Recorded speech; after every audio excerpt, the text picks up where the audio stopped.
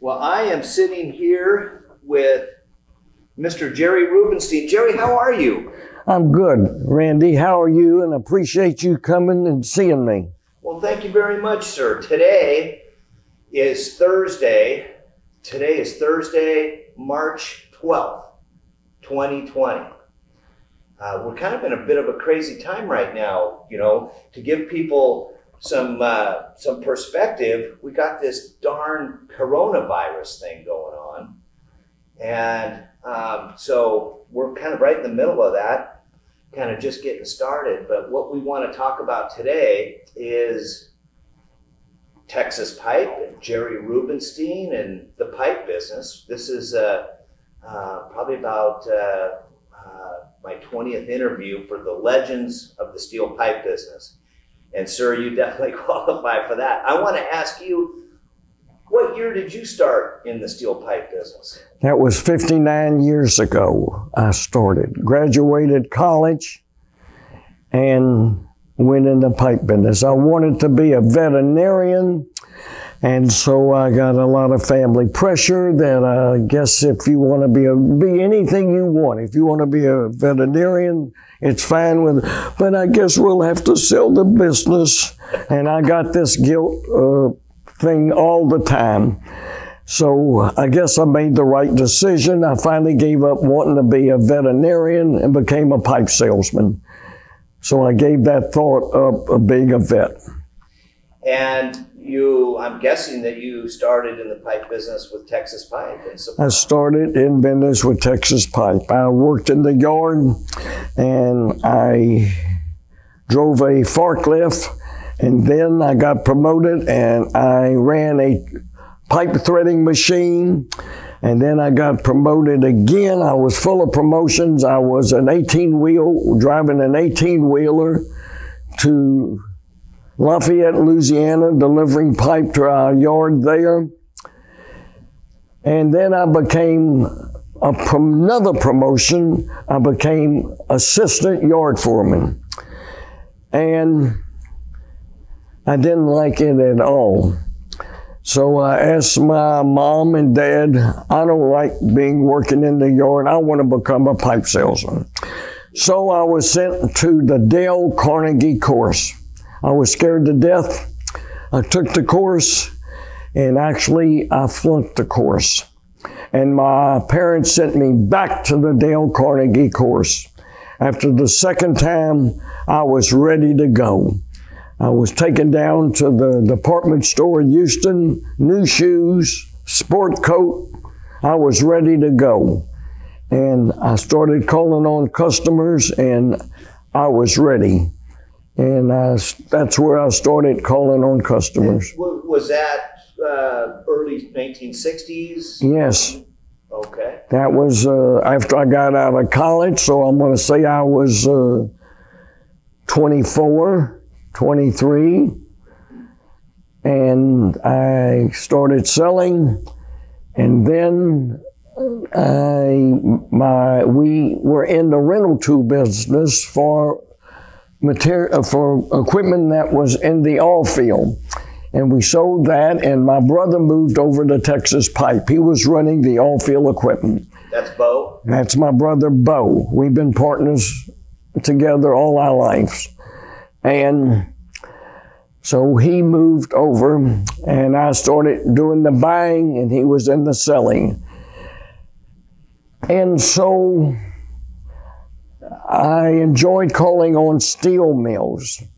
And I met a young man named Sago Araya. I'm sure many of you remember Sago. Sago was making couplings. He was a very wealthy family from Tokyo, Japan, and he came over, he graduated from Rice University, and he opened up his own coupling place. And he called on me, and of course we became friends. And he said, Jerry, my daddy and parents are buying their steel from China, and they're buying their drill pipe from China. I said, well, you need to go over there and see them. I'm going to tell you that's been 45 years ago. And I asked my parents, could I go to China? Well, I didn't even know where China was. It took 4 days to get there. And I made some appointments, and I flew to China.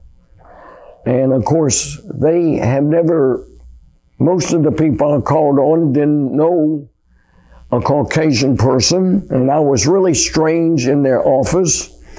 And instead of one person being in the office, there was 4 or 5 or 6 or 7.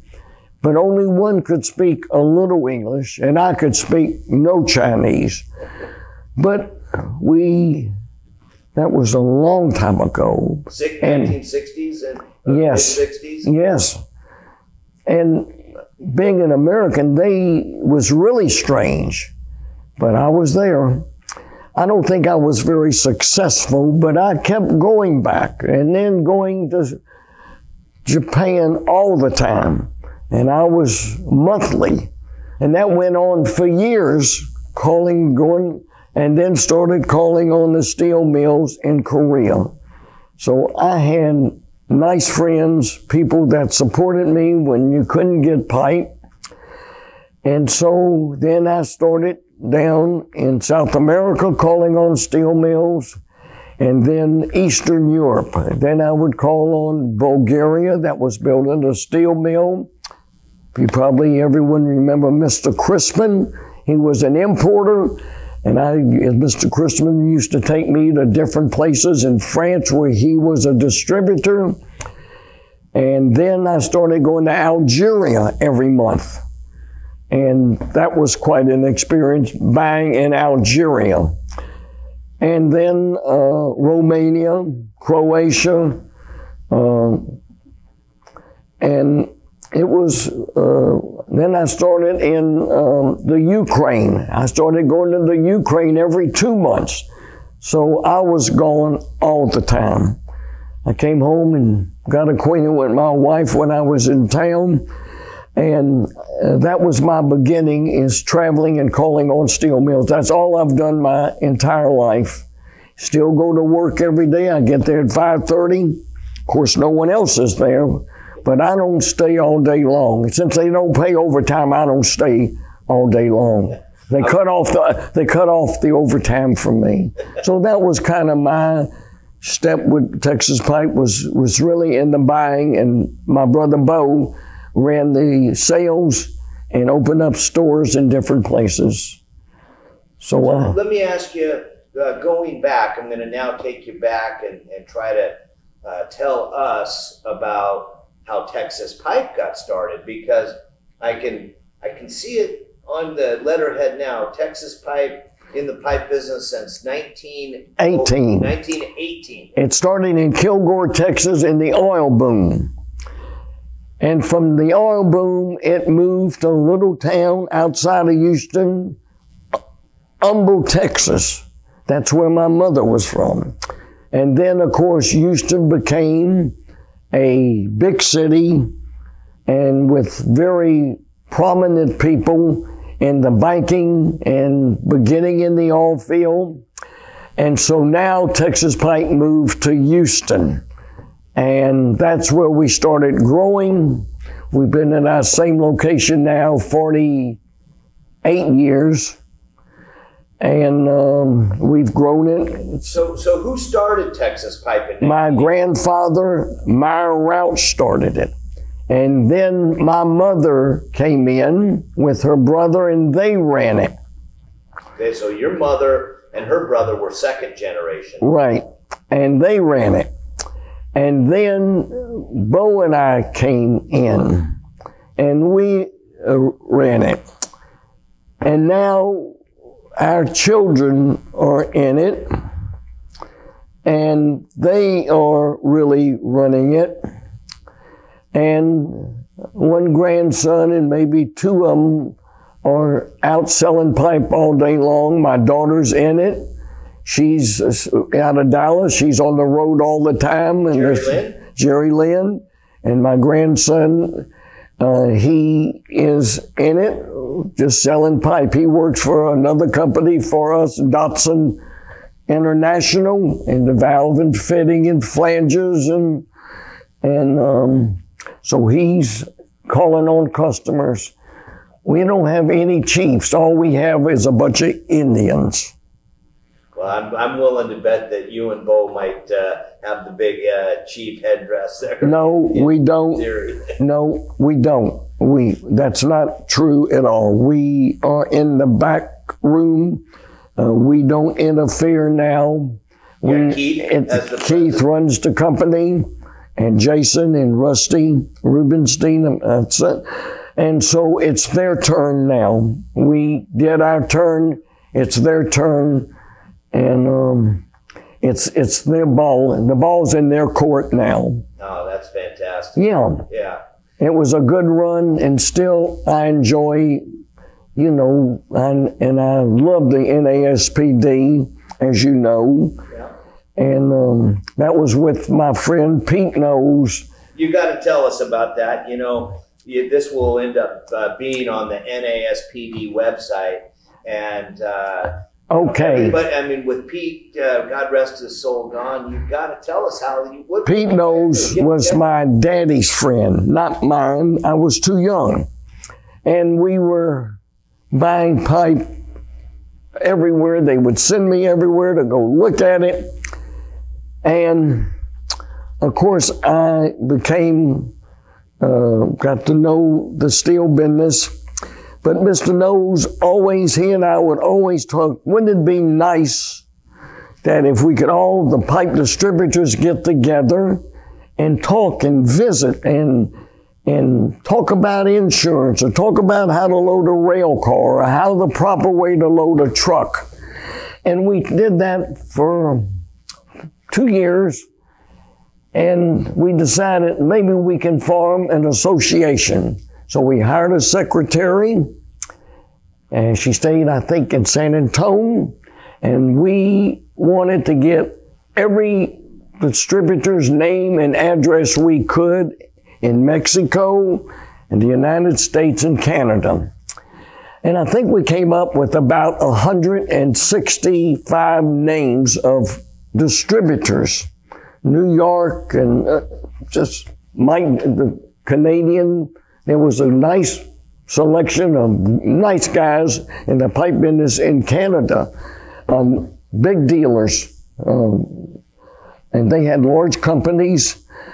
And so we decided, we had this list of names, we were going to host a cocktail party in San Antonio, Texas. That was in 1975. And so we sent out invitations. Would you join us, Pete Knows and Jerry, in San Antonio, Texas, and have a cocktail party? And the next morning we're going to have talk about forming an association. And 53 companies attended. Wow. Mr. Knows knew far more people than I did because he was selling more to distributors. And 53 pipe distributors came. And, many of them you've talked to for years and years, and they talked to you, and they didn't know you, and you didn't know them. And it was a very interesting thing how you bond so easy when you talk to someone so long. And so that cocktail party was supposed to be over at 10, and we finally broke up at 12:30. Talking and getting acquainted. The next morning at 9:30 in the morning at the hotel, I forgot the name of the hotel, and we all met, 53 companies, people from New York and Houston. We had 3 companies from California. So we met, and I started the meeting, would everyone be interested in joining an association?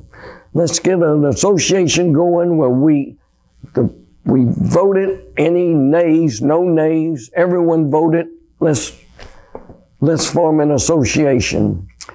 And Earl Cohen stepped up and he became president. He was the mover and shaker. He did get it going. I think I was the secretary treasurer. And so that started the NASPD. And that was the beginning in San Antonio, Texas. That's a great story. And I've talked to many of these gentlemen who were at that first meeting and those first few, Bobby Jacobson and Earl Cohen. And Carl Arnold and Mr. Proler. Charlie Jewett. Charlie Jewett, Bill McWhirter, and Mr. Davidson from New York, and Steel Pipe sent a representative there, and Mr. Ginsburg, Mr. Harry Gamberg from Louisiana, and Mr. Shanker, Ben Shanker. Ben, oh my gosh, what a sweetheart. Mr. Shanker came, and, you know, when he talked, you could hear a pin drop. Everyone listened. Mr. Box, an older gentleman. It was the warmest group of people you can possibly imagine. And everyone was so enthused about forming this association. It was incredible. They were already planning where we're having our next meeting. And they wanted a meeting before the convention where everyone could get together.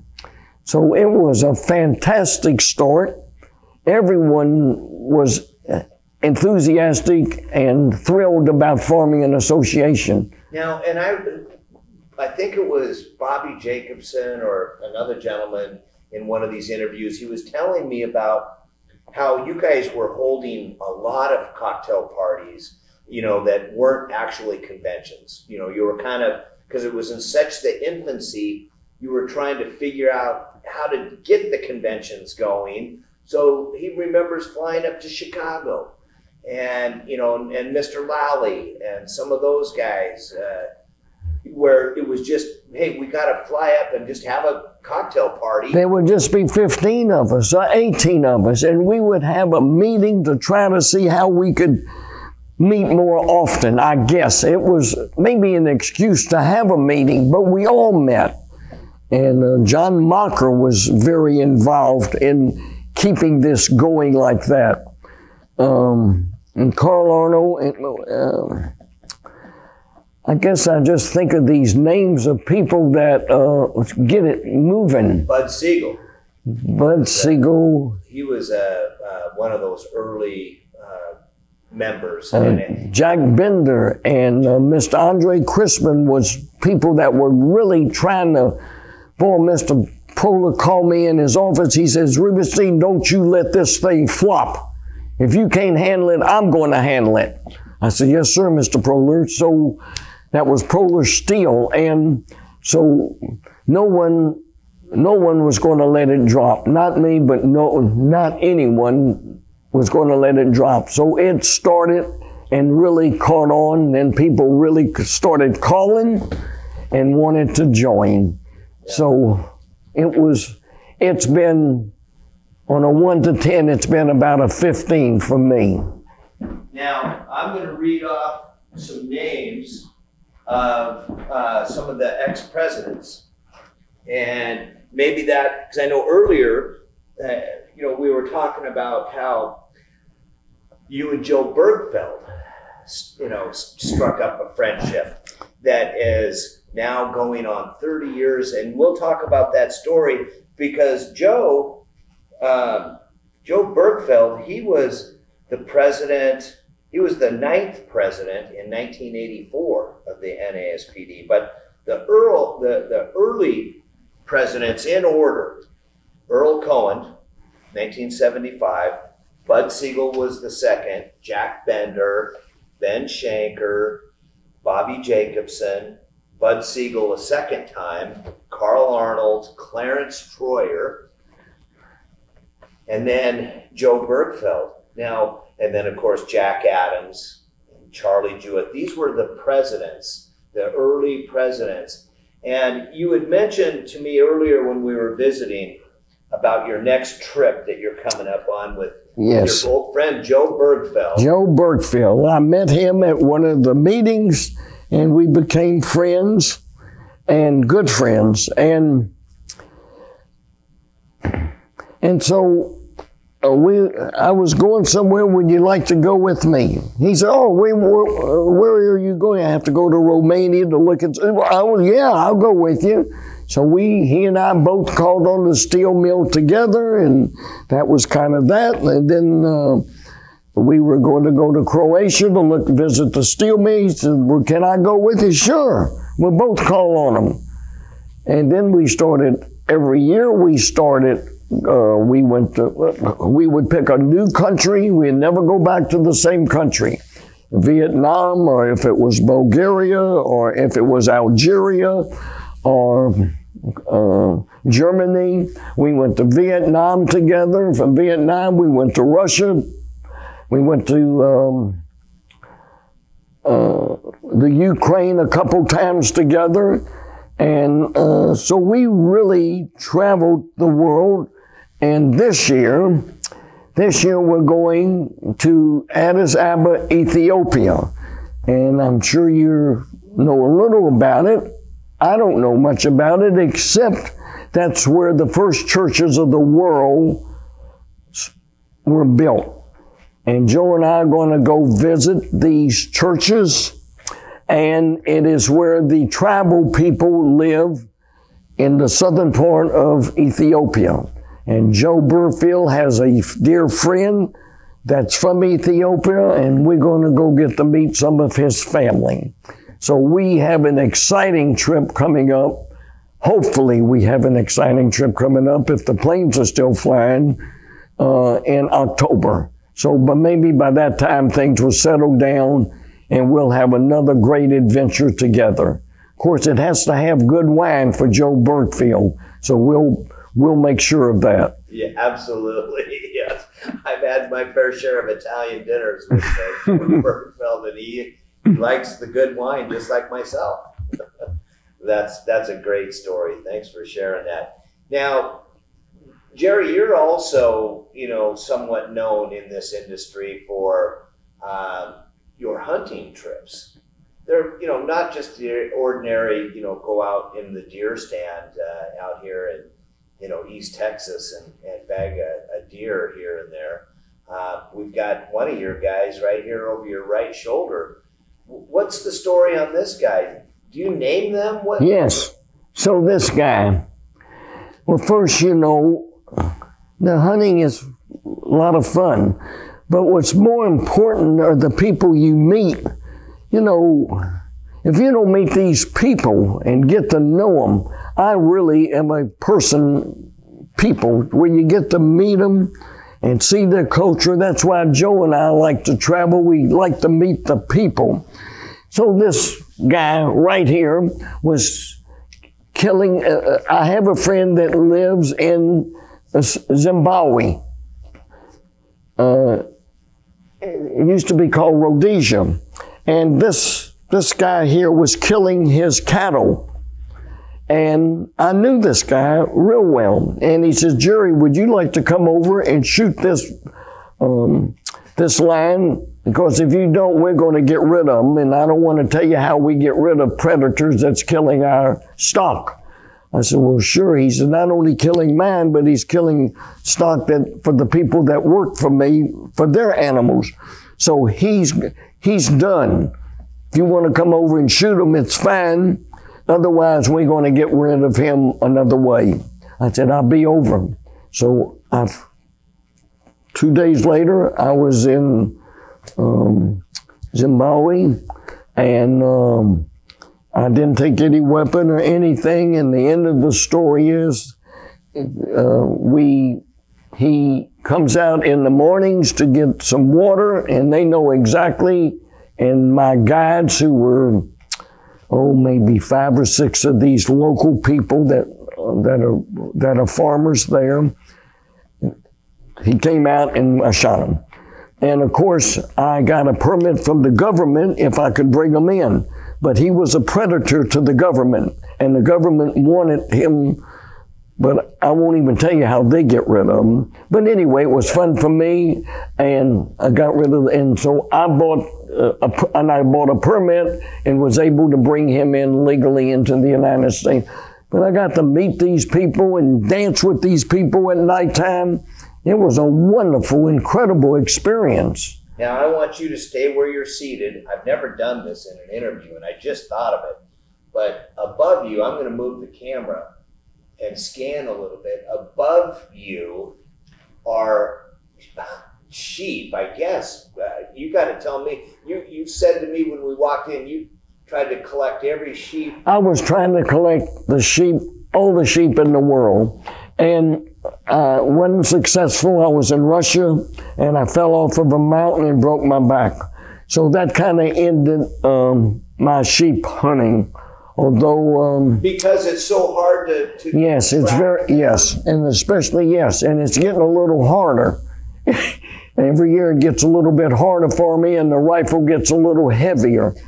So I was several of these sheep are from Mongolia. I love Mongolia, and I love to live with the people in their yurts. I love they're nomadic people. 90% of the people in Mongolia are nomadic people, and to live with them, and they raise their horses. Every morning I'd go out with them and milk their horses. You milk a horse just like you milk a cow. And we would do that every morning before we would go out and try to meet people. And so some of my hunting was for these, but I have a man that last year all I did was just go take pictures with the people in Mongolia. I loved Mongolia. Now, and it was one of my... Did you go almost every year to Mongolia? Yes, I went maybe 7 years to Mongolia. And I went to Russia several times, into Kamchatka.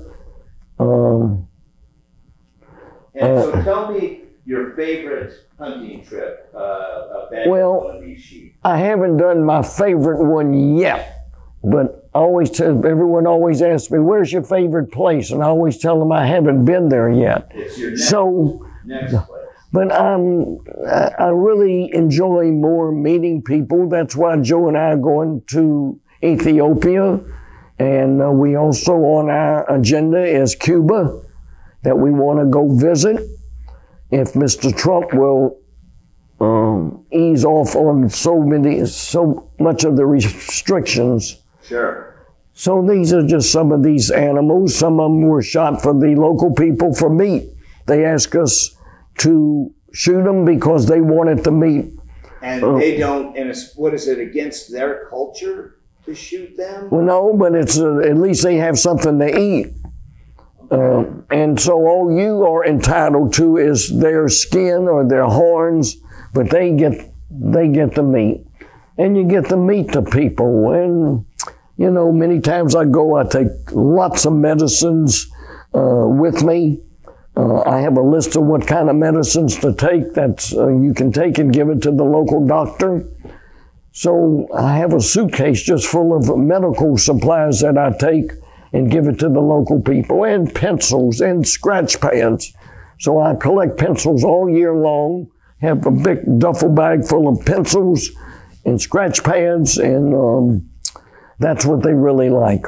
I used to take cigarettes, no more cigarettes.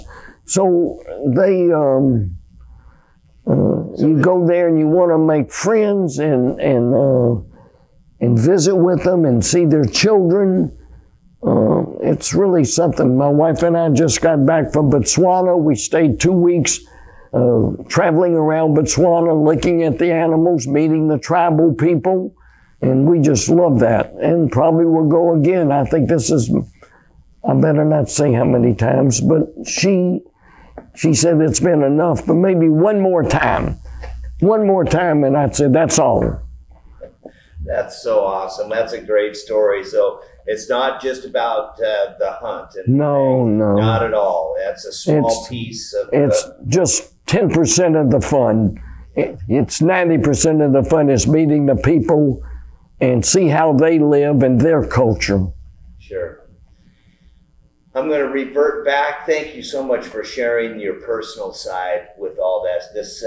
This room is just incredible. I've pretty sure I could hang out and hear and listen to stories for weeks and weeks. So thank you for sharing that. Reverting back to the pipe business, if you had a grandchild or a young person who's asking you, is the pipe business a rewarding type of business? Is it something that is for the young people? Because, you know, the steel pipe business is not exactly a sexy thing. You know, it's not like these computer companies, Google and Microsoft and Amazon. What do you tell the young guys about your experience in the pipe business and what your thoughts are? So what you want is words of advice. That's right. Yeah, that's a good question. And I'm asked that all the time. You know, I think it's like being a doctor. You really have to love it. And I think it's got to kind of be in your bloodstream that that's what you like. And you like to sell and you like to meet people. If you don't like to meet people and sell, it's really not for you. And I think if you like to travel, is sure a benefit. Many people, my brother doesn't like to travel at all. He doesn't even want to get on an airplane. But if that doesn't bother you and you don't mind getting on the plane and flying 10 hours or 15 hours, I remember going to China. It took 3 days just to get there, changing planes. And so I think you really have to have a desire that you like people, you want to get to meet people and know their culture. I think that's so important, and your business just will fall into that category. That's a good answer. I really like that. And reverting back to the NASPD, talking about unique locations, did you ever have a favorite convention, one that may have been in a unique place or, you know, just a great time in the industry? Well, being prejudiced, I loved San Antonio only because it was the first convention. But I would say that was one of my favorite visits, just from reminiscing too much. Right. Yeah. Now that's fantastic. I appreciate that very much. Let me ask you this: if you could go back in time and change something, is there, you know, hindsight's 20/20, they say. Is there anything that you would change? Randy, I wasn't expecting that question. I don't know how to answer that. I just think that you really have to be to love to meet people and have that desire to meet people and make friends. If you don't have that and you want to be on the computer all day, I don't think the pipe business is what you want. I think you really have to be outgoing and be able to go and meet people and see how they're doing and visit with them. But if you're prone to be on the computer all day or on the telephone all day, I don't think that would be so good. I think meeting people is the secret to the pipe business. Yep, I totally agree. Last question as we're winding down here. Besides your pipe career and working at Texas Pipe, what are you most proud of? Something that has given you great satisfaction other than the pipe industry? Well, I'm in the cattle business. And I can assure you it's not for money, because I can't even break even. But I love the cattle business. I've been raising cattle since I've been 14, and I raise buffalo. I enjoy that. And I have a ranch maybe 60 minutes from Houston, 50 minutes. It's really nice. I have a large place there. And I have raised a few deer that I like. Not hunting, no hunting, just I like to feed them and watch them and take care of them. And that's what I like about the cattle business is I'm playing with the cattle. I'm raising buffalo. I'm trying to raise all white buffalo. And so people say, well, you can't raise all. I have some white buffalo, but I haven't been successful. So I've been trying to perfect raising white buffalo. Anyway, I'm giving it a try, but so far I've been a complete flop. Well, I love that. That's awesome that, you know, you have these other interests that are not just about the steel pipe business. So many times it's easy for us as owners or, you know, managers in the business that, you know, it's all consuming and you don't take time to go enjoy other things. So that's clearly not the case with Mr. Jerry Rubenstein.